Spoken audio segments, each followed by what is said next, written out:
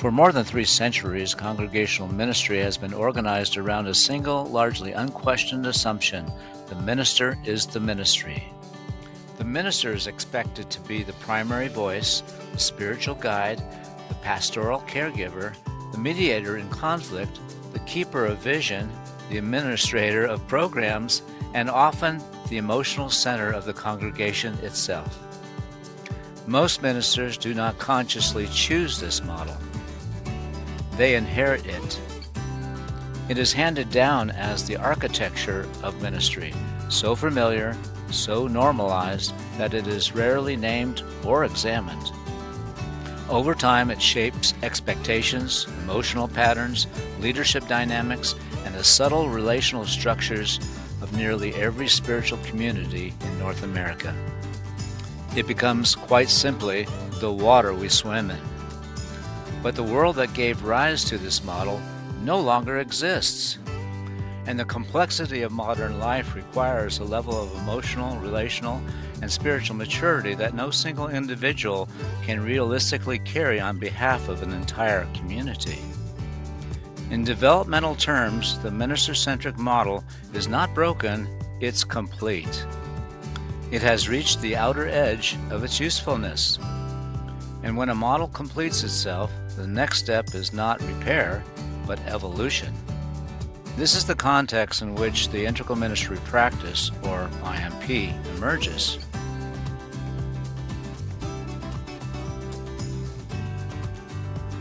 The integral ministry practice is not a new program, a rebranding effort, or a short-term initiative. It is a comprehensive, research-informed approach to evolving how spiritual communities function, relationally, spiritually, and structurally, in a way that matches the realities of contemporary life. At its core, the IMP recognizes something essential. A spiritually mature community cannot be sustained by a system that concentrates responsibility, authority, and emotional regulation in a single role, the minister. Over time, the old model unintentionally creates predictable outcomes: burnout for ministers, dependency among congregants, confusion during transitions, unresolved conflict, and cycles of instability that repeat from one generation of leadership to the next. The IMP offers a different path forward, not by rejecting the past, but by building on its strengths while addressing its limitations.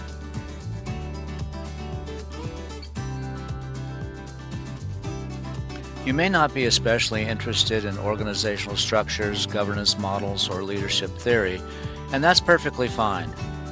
What matters most is how this shift affects your lived experience in the community. Here's what people tend to notice as a ministry begins practicing the integral ministry practice. First, the community feels more grounded, less reactive, less anxious, less dependent on any single person to hold everything together. There is a growing sense that the community itself is stable, even when change is happening. Second, spiritual growth becomes more integrated into everyday life. Instead of inspiration that fades by midweek, people experience practices, conversations, and relationships that support real inner development, emotionally, relationally, and spiritually. Third, relationships deepen. People are less performative and more authentic. Listening improves. Conflict is handled more directly and compassionately rather than avoided or personalized. You may notice a greater sense of trust and emotional safety over time. Fourth, leadership feels clearer and less confusing. Decisions are less reactive and more purpose-informed. You may not agree with every choice, but you can sense choices are being made thoughtfully, with attention to well-being of the whole community rather than short-term pressure. Finally, there is more room for you to grow into who you are becoming. Not because anyone is pushing you, but because the environment supports transformation, spiritually, emotionally, and relationally. This is not about doing more. It's about creating conditions that allow growth to happen naturally.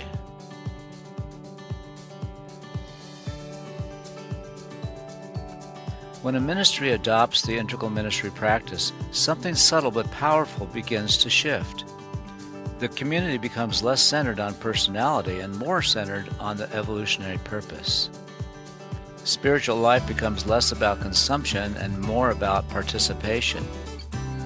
Growth becomes less about information and more about transformation. Over time, people often report feeling more connected to themselves, to one another, and to the deeper meaning that drew them to spiritual community in the first place.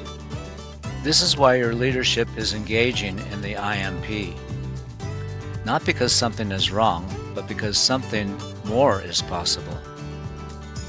The integral ministry practice is an investment in the long-term viability of your community. It is a way of honoring where we have been while responsibly preparing for what lies ahead. And while the full depth of this work unfolds over time, the direction is clear. A community that is steadier, wiser, more compassionate, and better equipped to serve both its members and the wider world. That is the journey we are beginning together. Now is the time, and you are the ones.